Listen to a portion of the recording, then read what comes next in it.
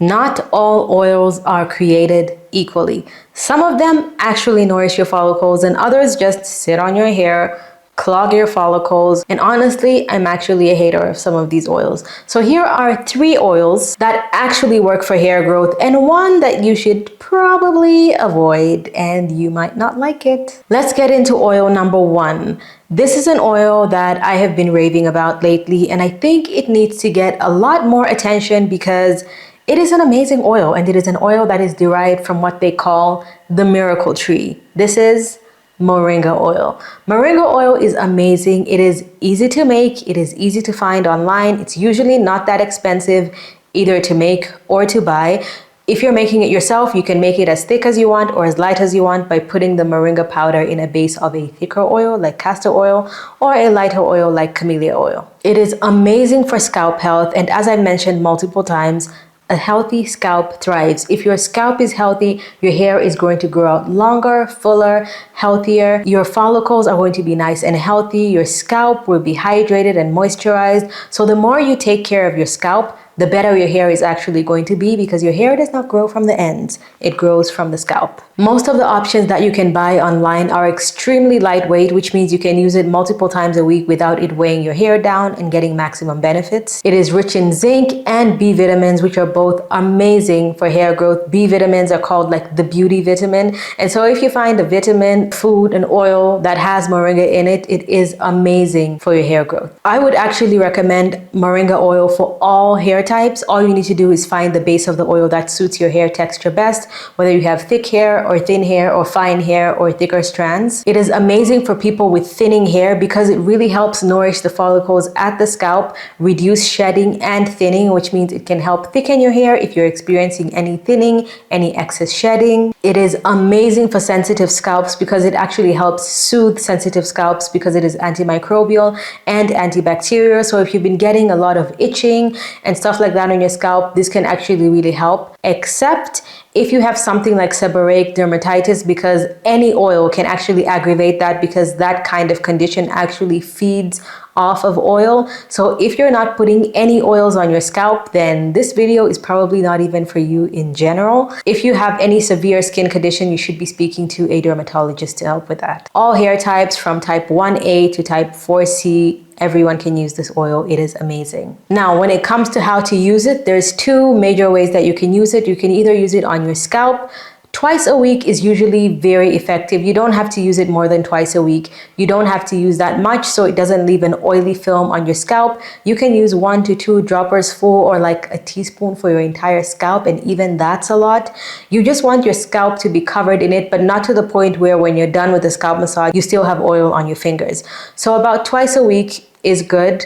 3 times ideal. You don't really need to go any more than that. Using it every day also is unnecessary. The second way is to mix it with your leave-in. If you use a lighter leave-in that you feel like doesn't leave your ends maybe as moisturized as you would like, and maybe you're experiencing a little bit of breakage on your ends and you just want them to be like a little bit more, you just want your moisturizer to feel a little bit richer, you can just add like 1 or 2 drops of the moringa oil to your moisturizer in the palm of your hand, mix it up until it's fully incorporated, and then just add it to the ends of your hair. It will make a massive difference. If you're not new to this channel, you can probably guess what the next oil is. My love, rosemary oil. Rosemary oil is amazing for hair growth. It increases circulation on the scalp. It's been shown to improve nerve growth. It's one of the most highly researched essential oils because, to be honest, essential oils are not that researched. Like oils in general for the scalp, they're not that heavily researched and tested by scientists. So the most versatile and easiest rosemary oil to use is just to buy the essential oil online. I find one on Amazon that's worth like, it's always less than $20 and it goes on sale all the time. It's like between 17, sometimes it's 15. It's a huge bottle for an essential oil because all essential oils, no matter what the oil is, should be diluted. You may have been using this directly on your scalp and you're like, actually, it's working amazing. I see no side effects. The side effects are usually not instant. You want to dilute it whether you're getting side effects or not. Like 10 drops in 30 mils is even a lot. You always want to dilute it in a carrier oil that your hair likes. So that's why it's versatile. If your scalp likes jojoba oil, camellia oil, olive oil, avocado oil, whatever oil your scalp likes, you can drop in a couple drops of that rosemary essential oil into your oil mix. Or you can even put it in your shampoo, 1 to 2 drops in the last lather of your shampoo. Let it sit on your scalp for like 2 minutes. Rinse it out, done. No oily feeling, no extra steps. It is an amazing oil. If you want to know how to make it, I will link how to make rosemary oil at the end of this video using the actual rosemary plant. But if you don't want to make anything and you just want to buy it, the essential oil is the easiest.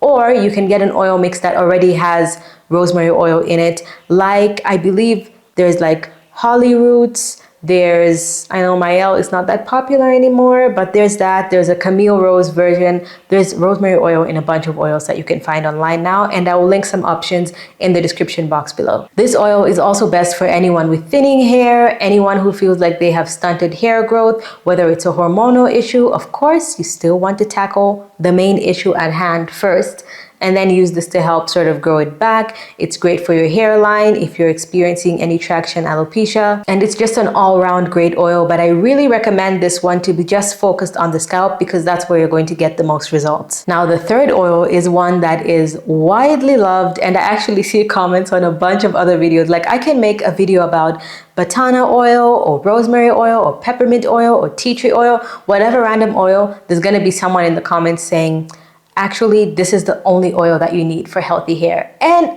it is a healthy oil, but people like options. And this is castor oil. Castor oil has been one of the most popular oils, especially for thinning hairlines, because it actually works, and it works pretty fast. Castor oil is rich in ricinoleic acid, and it's one of the only popular and affordable oils that contains this ingredient. It is extremely rich, and it's a powerful compound that helps improve blood circulation. This helps boost the follicle activity, which increases the rate and the speed of your hair growth.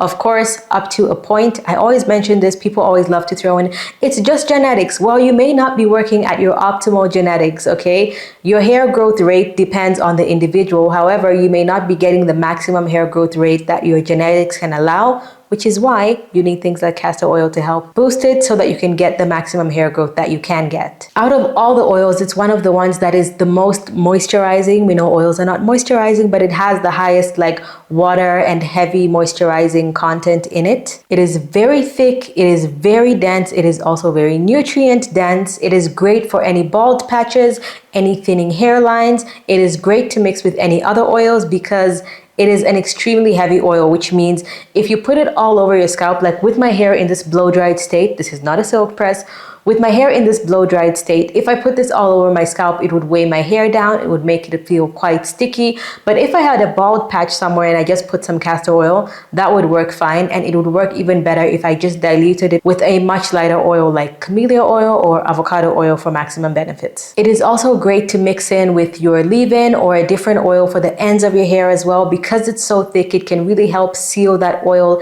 and the cuticle. It strengthens your hair strands, it reduces split ends, but again, because it's so thick, you want to be very light-handed with this one. And using this over an extended period of time can actually lead to much fuller looking, healthier, longer hair. Castor oil is actually naturally antimicrobial as well, which is why it's amazing for the scalp. And it can help fight fungal infections and also dandruff, as long as it's not the kind that feeds off of oil like some forms of seborrheic dermatitis. This creates a healthier scalp, and as we know, a healthy scalp thrives. Now, here's the controversial oil to avoid. If you're gonna get mad, I apologize, but watch till the end before you start throwing out your bad words at me, okay? This is the second oil that I get when people say, you don't need any of the other oils, you just need this one. And it has been popular for years. And I get it, but just wait. This is coconut oil. My hair, personally, if it could get into a physical fight with an oil, it would be coconut oil. My hair hates coconut oil. My skin is fine with it.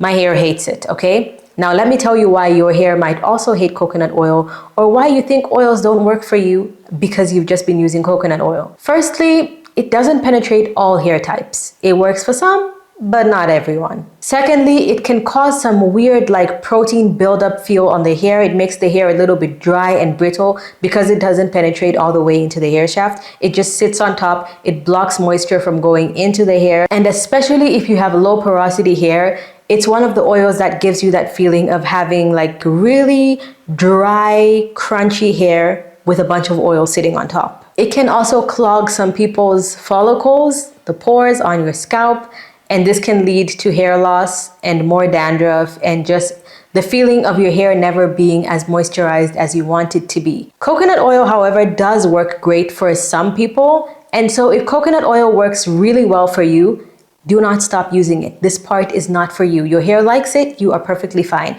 But if you're like me, I'm one of those people where the moment coconut oil touches my hair, it's like, wash me right now. But I will say, if there's just a little bit of coconut oil mixed in with a bunch of other oils, like that usually has like a little bit of silicone in it, like something like one of these like Amica glass actions. So here's the main thing you should focus on. Everybody's hair is different. What works for you might not work for everyone, but those top 3 oils are more likely to work for most people. So look into those before you look at the coconut oil. Comment your favorite hair oil in the comment section below, or let me know the one that you tried that didn't work at all for your hair. Hit my face to subscribe for some weekly hair growth tips and hit the bell so you get notifications every single time I post. Thank you so much for watching, and I'll see you guys in my next one. Bye!